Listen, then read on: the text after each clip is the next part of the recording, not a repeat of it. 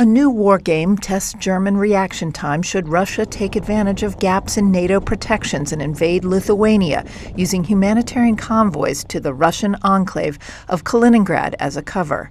The simulation, conducted by a German newspaper, shows how Russia could seize NATO territory in days using minimal forces before the alliance has time to invoke Article 5 for its collective defense. NATO's former spokesperson, who played NATO's Secretary General, said discussions about whether to invoke Article 5 took too long as Germany waited for a political signal from the U.S. The message from Washington in the war game was that the president was not interested in getting involved in another European war and believed that Putin wanted peace. For years, NATO assumed Russia could not threaten Europe militarily before 2029, given the losses in Ukraine.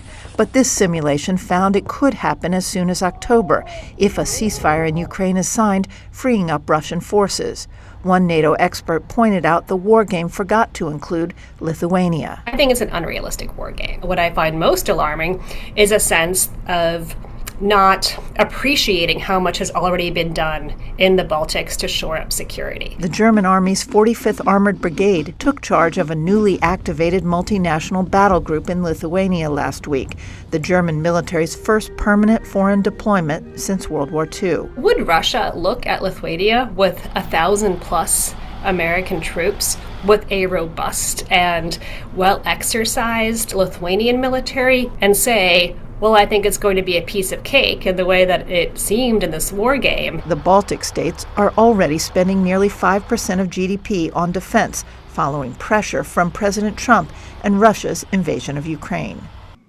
But Western Europe's investment in defense has been anemic, and some say maybe too late. A British military think tank reports the UK would run out of ammunition in 8 days should there be a war in Europe. In Washington, Jennifer Griffin, Fox News.